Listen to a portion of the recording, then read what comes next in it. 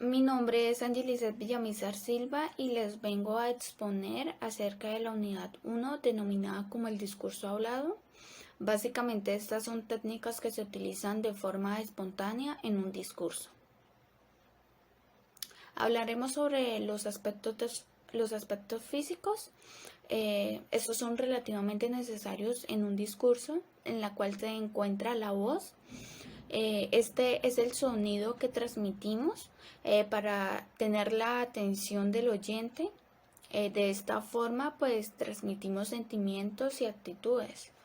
La postura. Es sumamente necesario tener una postura firme, recta, para así mostrar seguridad ante los demás. Seguimos con la dicción.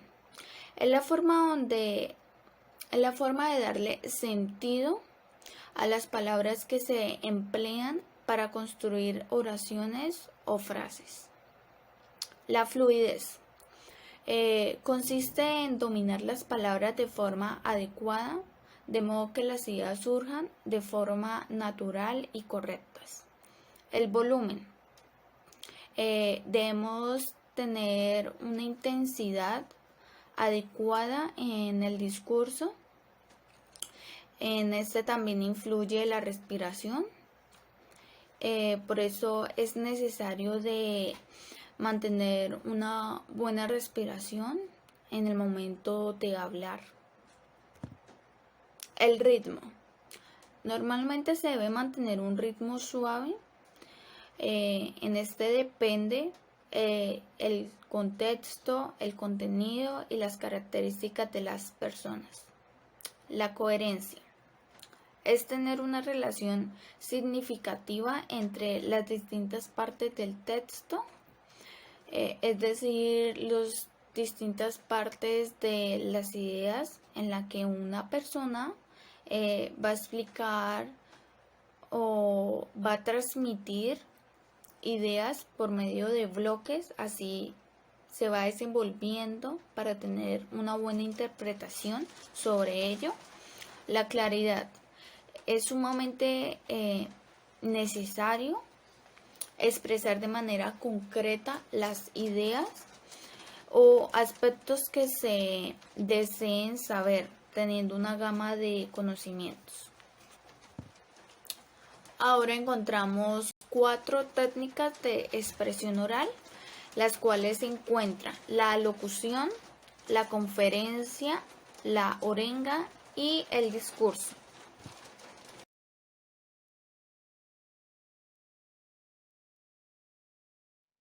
El análisis del discurso es una examinación detallada que se le realiza a este cuando se desea seguir avanzando en la comprensión del lenguaje, con el fin de valorar su contenido e identificar la realidad de lo que se quiere comunicar en él. Diferentes puntos de análisis en un discurso.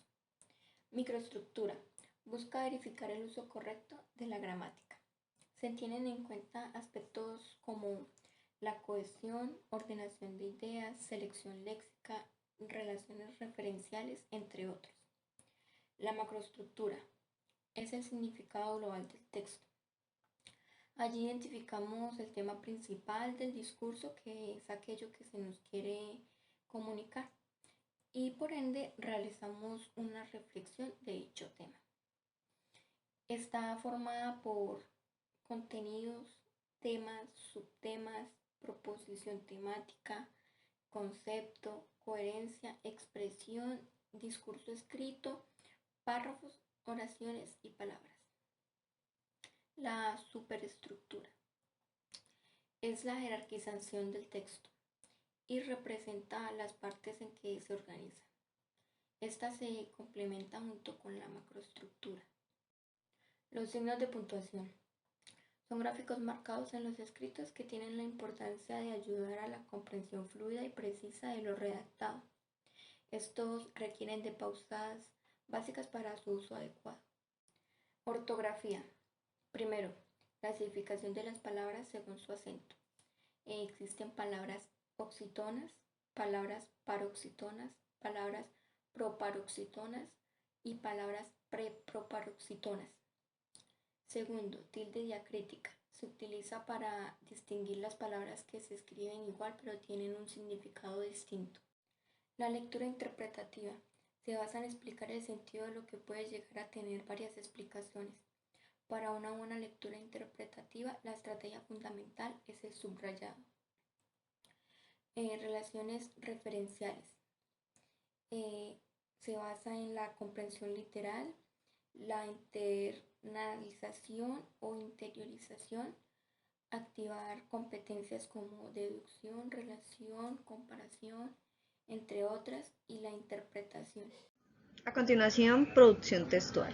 La producción textual es la forma y sus mecanismos correctos para poder realizar la redacción de una carta, un cuento, la noticia, la descripción, entre otros. Para que haya coherencia en el texto, debe haber principalmente una cohesión textual. Vamos a ver dos factores que son bases fundamentales en la estructuración de un texto escrito. Tenemos la coherencia textual, que tiene como fin dominar la información. Es necesario que los elementos se enlacen de forma lógica para que así se pueda apreciar el significado local y global del texto. Si ya hablamos de la cohesión textual, son las conexiones que hay entre palabras, párrafos o frases, de tal modo que la cohesión busca explicar la síntesis del texto. Ahora, los conectores gramaticales. Son palabras o conjunto de palabras utilizadas para unir ideas manteniendo una relación en ambas. Tenemos tiempos de texto, como es inicio del discurso, final del discurso, transición y digresión. En conectores tenemos los aditivos que se utilizan para sumar ideas, como, y, así como, etc. Los opositivos, que tienen relación de oposición, puede ser de concepción o de restricción. Los consecutivos, palabras que relacionan una consecuencia entre enunciados, o sea, de modo que. Los comparativos tildan una relación del enunciado como, igual, etc. Y los formulativos indican a continuación será una recopilación de lo ya enunciado como una explicación o una corrección.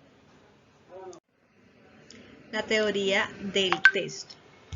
Es el estudio de las relaciones entre el individuo que crea un texto y el que lo recibe, implicando todas las posibilidades de comunicación. Su estructura de un texto, para que haya lógica, requiere ideas principales, ideas secundarias y un final. También tenemos la lectura inferencial, es lo que reconoce, comprende, analiza y argumenta ideas. Y el párrafo, que es una pequeña estructura del texto que se caracteriza por una secuencia de ideas cohesivas y coherentes. En el párrafo debe haber incluido un introductorio, debe ser informativo y tener un enlace y una conclusión.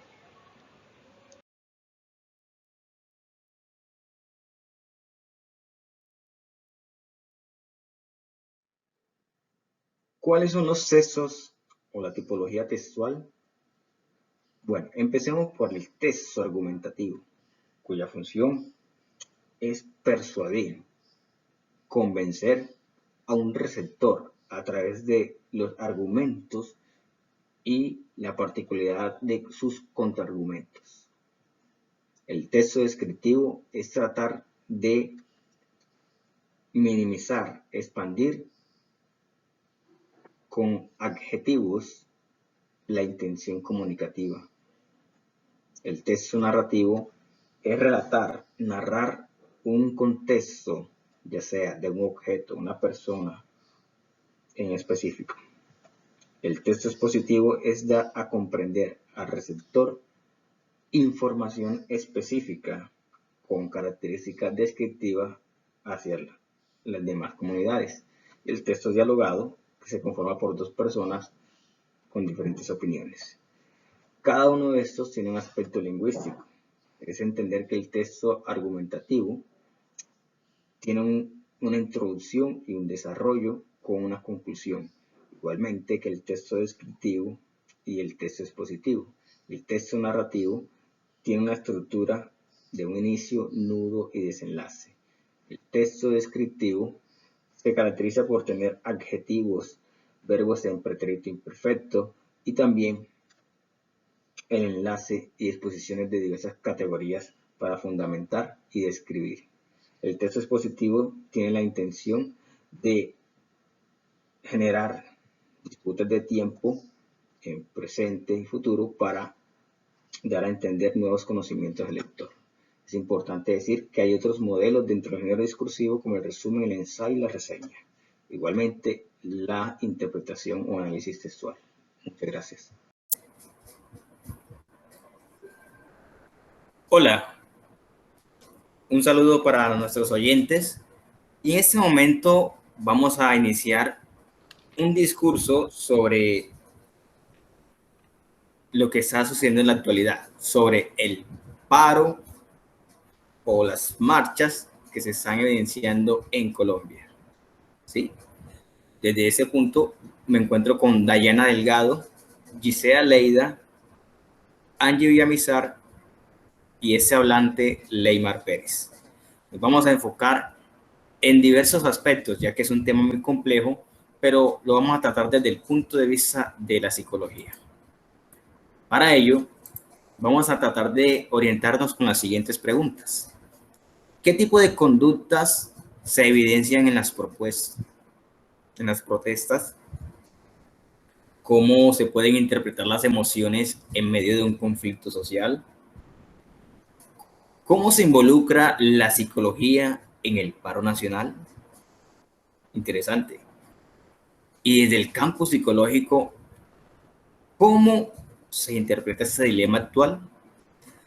Antes de darle la oportunidad a cada una de nuestras compañeras, hay que recordar que vamos a ubicarnos dentro de el punto de vista de la psicología social, con una herramienta que es la observación.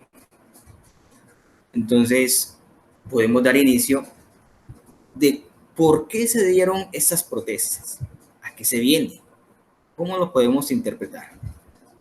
Giselle, háblanos un poco sobre este punto. Ok, bueno, yo creo que el país durante muchos años, estamos hablando de muchos años atrás, ha pasado por una crisis y ha pasado por unos conflictos. Por ejemplo, la muerte de tantos líderes sociales que han quedado en vano, ¿no? La violación de los derechos humanos, entre la política que es tan corrupta. Entonces creo que el factor principal que tuvo un punto de partida fue la reforma tributaria, ¿no? Estuvieron en desacuerdo, no gustó. Eso motivó a las personas a salir a las calles a protestar y de ahí empezaron pues lo que vemos a la fecha de hoy, que es seguir luchando por nuestros derechos, por todo lo que ha sucedido durante tantos años. Entonces, creo que punto de partida la reforma tributaria. Ya pues ahorita seguimos protestando por otros intereses económicos, sociales, políticos, entre otros factores que tenemos en conflictos. Muchas gracias por esa valiosa opinión. Pero también es importante observar y detallar a nuestros oyentes desde la experiencia de nuestras compañeras. ¿Cómo se evidencia y desde qué punto de vista lo puede compartir Dayana Delgado?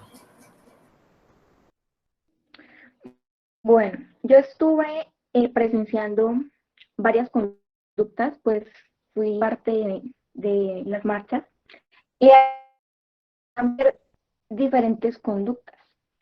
¿Por qué? Porque cada quien tiene su manera de pensar, tiene sus emociones y tiene sus sensaciones. Entonces eso, independientemente de que Colombia es un país con muchas culturas, diversas culturas, nos hace a cada uno manifestarnos de forma diferente.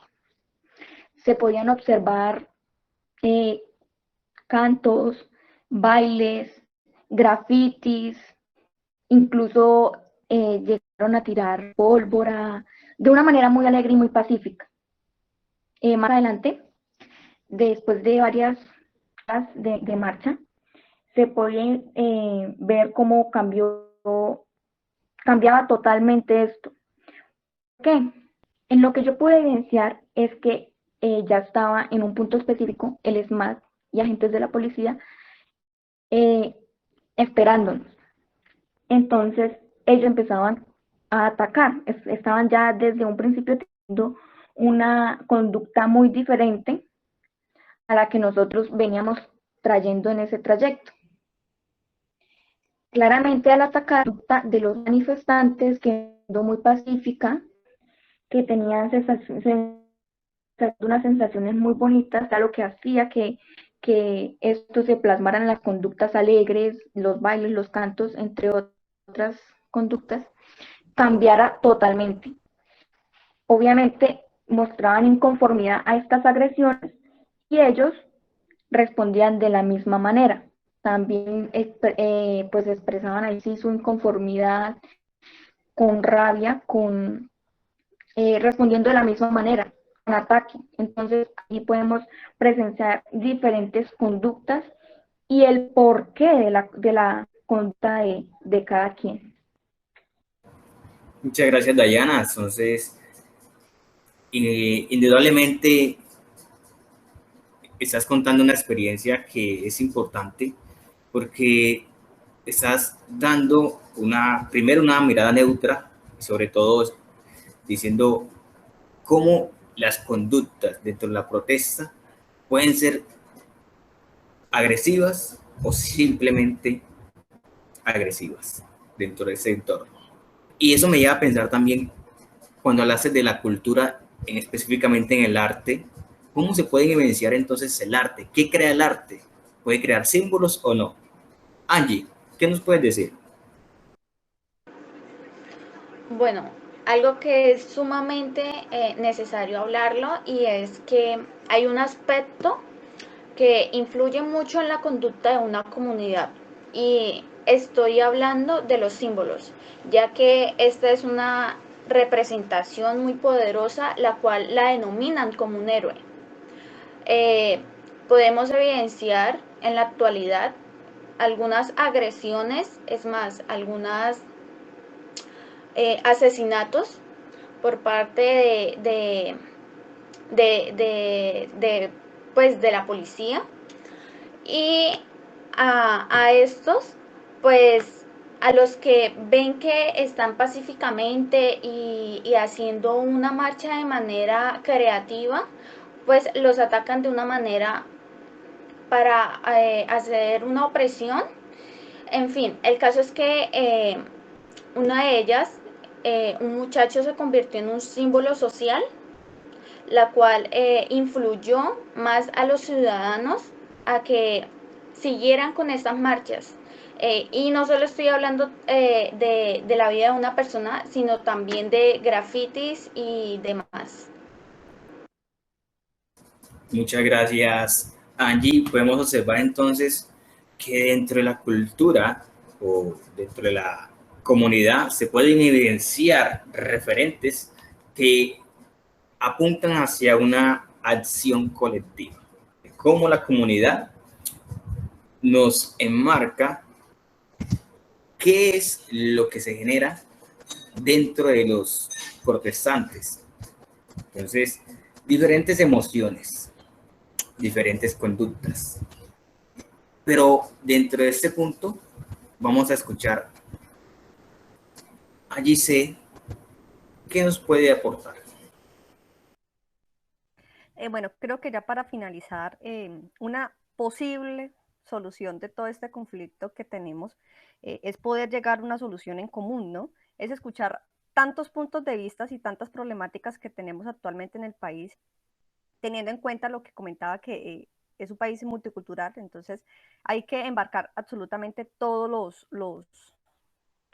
los problemas y empatía, la empatía total, porque pues esto es un país que tiene muchos estratos, entonces todos no pensamos de la misma manera, no puede pensar de la misma manera un estrato alto a pensar un estrato bajo, ¿sí? Que son los que sufren por lo general y son los más vulnerables. Entonces creo que es llegar a una solución en común y pues llegar a un diálogo sin llegar a la violencia y a la represión de las personas que se están expresando libremente.